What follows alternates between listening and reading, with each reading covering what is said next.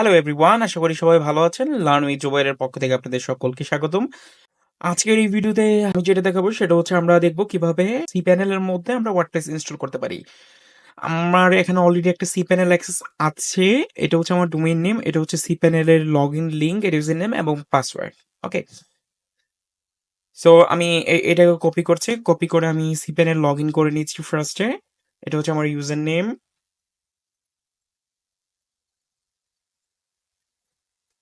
এবং এটা হচ্ছে পাসওয়ার্ড।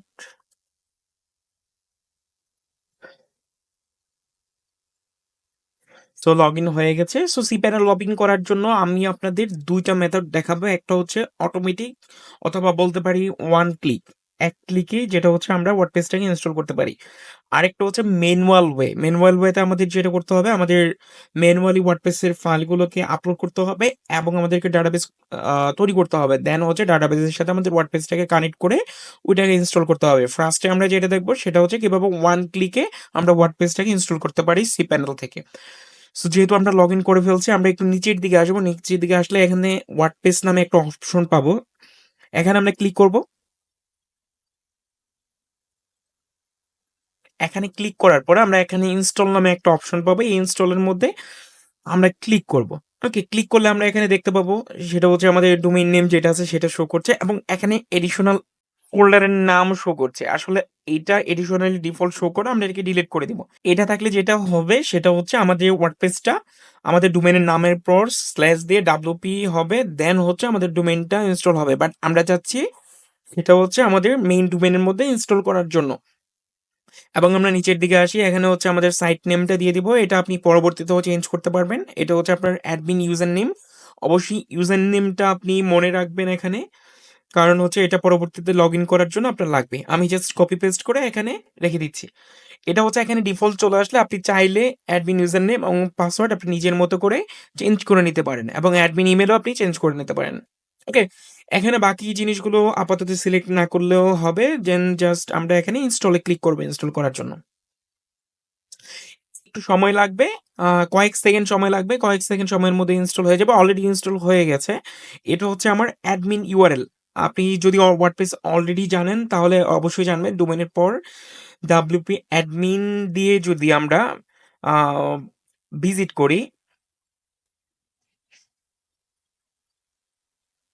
তাহলে আমাদের লগ ইন পেজটা চলে আসবে। যে লগ ইন পেজের মধ্যে আমরা একটু আগে যেটা সেভ করলাম এখানে, সেটা হচ্ছে ইউজার নেম এবং পাসওয়ার্ড, সেটা আমাদেরকে দিয়ে দিতে হবে। সো এত সহজে হচ্ছে আমরা এক ক্লিকে সি প্যানেল থেকে আমাদের ওয়ার্ডপ্রেসটাকে ইনস্টল করে নিতে পারি। অলরেডি আমাদের ওয়ার্ডপ্রেস ইনস্টল হয়ে গেছে এবং এটা হচ্ছে ওয়ার্ডপ্রেসের ড্যাশবোর্ড। আমরা চাইলে এখান থেকে আমাদের ওয়েবসাইটটা ভিজিট করতে পারি। এটা হচ্ছে আমাদের বেসিক ওয়েবসাইট। এখন আপনি আপনার ওয়েবসাইটটি ইজিলি তৈরি করে নিতে পারেন। ওকে, এখন আরেকটা মেথড যেটা আমি দেখাবো সেটা হচ্ছে manually. For example, for some reason আপনি এখানে ওয়ার্ডপ্রেস যে অপশনটা আছে সেটা ইউজ করতে পারছেন না, অথবা আপনার এরকম একটা সিচুয়েশন তৈরি হলো যে আপনাকে ম্যানুয়ালি ওয়ার্ডপ্রেসটাকে ইনস্টল করতে হবে। সেক্ষেত্রে আপনি কিভাবে ইনস্টল করবেন সেটাই আমি এখন দেখাবো। এটা করার জন্য আমি অলরেডি ওয়ার্ডপ্রেসের যেই ইনস্টলেশনটা আছে সেটাকে আমি ফার্স্টে আবার আনইনস্টল করে নিব। আমরা যদি ওয়ার্ডপ্রেসে এখানে চলে আসি, এখানে আসলে এখানে একটা রিমুভ বাটন আছে। এই রিমুভ বাটন ইউজ করে আমরা এটাকে আনইনস্টল করে নিব। আনইনস্টল করে আমাদের যে ফাইলগুলো থাকবে ওয়ার্ডপ্রেসের, অত ডাটাবেস থাকবে, সবকিছু চলে যাবে।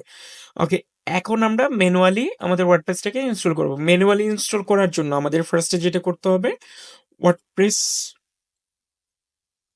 ডট অর্গে চলে যেতে হবে।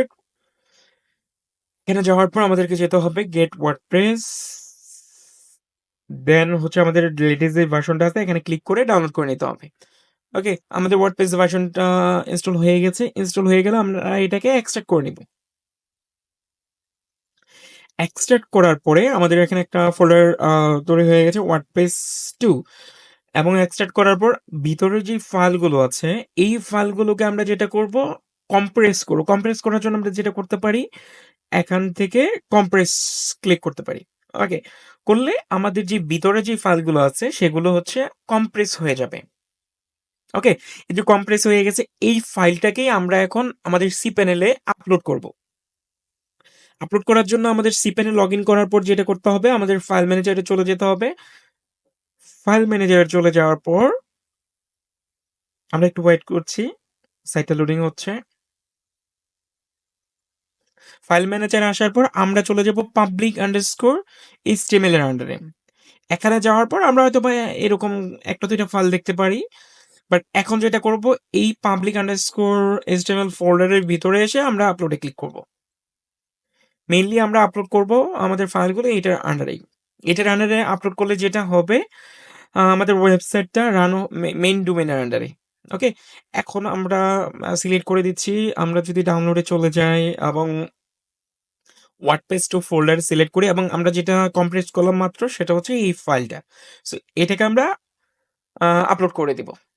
ওকে, আমাদের ফাইলটা আপলোড হচ্ছে, আমরা আপলোড হওয়া পর্যন্ত একটু অপেক্ষা করব। আমাদের ফাইলটি আপলোড হয়ে গেছে। এখন আমরা এটাকে ক্লোজ করে দিতে পারি। এখন যদি আমরা এখানে রিলোড দেই, রিলোড দিলে যেটা দেবো, আমরা আমাদের ফাইলটা এখানে দেখতে পাবো। এখন যেটা করতে হবে, আমাদের এখানে এক্সট্রাক্ট করতে হবে। সো আমরা এক্সট্রাক্ট করে দিলাম। ওকে, আমাদের ফাইলগুলো এক্সট্রাক্ট হয়ে গেছে। আমরা এখন দেখতে পাবো যে ওয়ার্ডপ্রেসে যে ফাইলগুলো আছে সেগুলো চলে আসছে। এখন আমাদের যেটা করতে হবে সেটা হচ্ছে আমাদের যেই ডোমেইনটা আছে সেটাকে আমরা ব্রাউজ করব। ওকে, তো এটা হচ্ছে আমাদের ডোমেইনের নাম। এখন যদি আমরা এটাতে ব্রাউজ করি, তাহলে আমরা দেখতে পাবো যে আমাদেরকে এখানে ল্যাঙ্গুয়েজ সিলেক্ট করতে বলছে। এখন আমরা কন্টিনিউ করলাম। কন্টিনিউ করার পর এখন আমাদের যেটা লাগবে, আমরা যদি এখানে দেখি, তাহলে আমাদের যেটা লাগবে, ডাটাবেস নেম লাগবে, ডাটাবেস ইউজার নেম লাগবে, ডাটাবেস পাসওয়ার্ড লাগবে, ডাটাবেস হোস্ট লাগবে। এখন যেটা করতে হবে, আমাদের সিপ্যানেলে এসে আমাদের এই ডাটাবেসের ইনফরমেশন গুলো ক্রিয়েট করতে হবে। ক্রিয়েট করার জন্য আমরা এখানে চলে আসবো মাইএসকিউএল ডাটাবেস উইজার্ড। সো এখানে ক্লিক করব। ক্লিক করার পর আমরা এই ডাটাবেসের ইনফরমেশন গুলো ক্রিয়েট করব। সো ফার্স্টে যেটা হবে, ক্রিয়েট এ ডাটাবেস। আমরা আমাদের ডাটাবেসের একটা নাম দিব, ফর এক্সাম্পল ডাব্লিউপি, এবং প্রিফিক্স হিসাবে এটা চলে আসবে অটোমেটিক। ওকে, সো আমরা চলে যাচ্ছি নেক্সট স্টেপে। সো আমাদের ডাটাবেসের নেম হচ্ছে কি, এটা আমরা জাস্ট একটু এখানে রাখলাম সুন্দর করে। ওকে, এটা হচ্ছে আমাদের ডাটাবেস নেম। আচ্ছা, এখন যেটা করতে হবে, আমাদের ডাটাবেস ইউজার নেম দিতে হবে। ইউজার নেম আমরা দিয়ে দিলাম ডাব্লিউপি ইউজার, এবং প্রিফিক্স হিসাবে এটা থাকবে। ওকে, এখন আমরা আরেকটা কি করতে হবে, পাসওয়ার্ড লাগবে। আমরা পাসওয়ার্ডটাকে হচ্ছে কি এখান থেকে পাসওয়ার্ড জেনারেট থেকে আমরা জেনারেট করে নিচ্ছি। ইউজ পাসওয়ার্ড, এখন পাসওয়ার্ডটা চলে আসছে। আমরা পাসওয়ার্ডটাকেও এখানে সেভ করে নিলাম। এখন যদি আমরা ক্রিয়েট ইউজারে ক্লিক করি, তাহলে দেখবো যে আমাদের ডাটাবেস ক্রিয়েট হয়ে গেছে। এখন আমরা যেটা করতে হবে, আমাদের এডিশনালি এখানে সবগুলোকে সিলেক্ট করতে হবে। সিলেক্ট করে আমাদেরকে মেক চেঞ্জেস করতে হবে। এটা করার আগে আমি ইউজার নেমটাকেও আমরা কপি করে নিলাম। মেক চেঞ্জেসে ক্লিক করলাম আমি। এখন করার পর এখন আমাদের কাজ কি অলরেডি শেষ। সো আমাদের ডাটাবেস নেম হয়ে গেল, আমাদের ইউজার নেম হয়ে গেল, আমাদের পাসওয়ার্ডও হয়ে গেল। এখন যেটা করবো, আমরা আমাদের ইনফরমেশনগুলো এখানে অ্যাড করব। সো আমরা এখানে ক্লিক করবো ফার্স্টে, লেটস গো। করার পর আমরা ফার্স্টে যেটা অ্যাড করবো সেটা হচ্ছে আমাদের ডাটাবেস নেমই অ্যাড করবো। দেন হচ্ছে আমাদের ডাটাবেসের যে ইউজার নেম আছে সেটা অ্যাড করব। আমাদের যে পাসওয়ার্ড আছে সেটাকেও এখানে অ্যাড করে দেবে, এবং database host by default local host. So আমরা এটাকে এইভাবেই রাখবো। এবং টেবিল প্রিফিক্স ডাব্লিউপি আমরা এটাও রাখতে পারি, বাট সিকিউরিটি রিজনে আমরা একটু অন্য কোনো ডিফিকাল্ট কোনো প্রিফিক্স ইউজ করতে পারি এখানে। ওকে, এবং আমরা যদি এখন সাবমিট করি, আমরা দেখবো যে আমাদের ওয়ার্ডপ্রেসের সাথে ডাটাবেসটা অলরেডি কানেক্ট হয়ে গেছে। এখন আমরা এখানে ক্লিক করব রান দি ইনস্টলেশন। এটা করার পর আমাদের যেটা করতে হবে, আমাদের সাইট টাইটেল, আমাদের সাইটের একটা নাম দিতে হবে। আমরা আপাতত দিয়ে দিলাম এখানে টেক্সট নেম, এবং আপনি এটা পরবর্তীতে চেঞ্জ করতে পারবেন। আমরা একটা ওয়েবসাইটের নাম দিয়ে দিব, ফর এক্সাম্পল আমরা এটা দিয়ে দিলাম হচ্ছে টেস্ট অ্যাডমিন।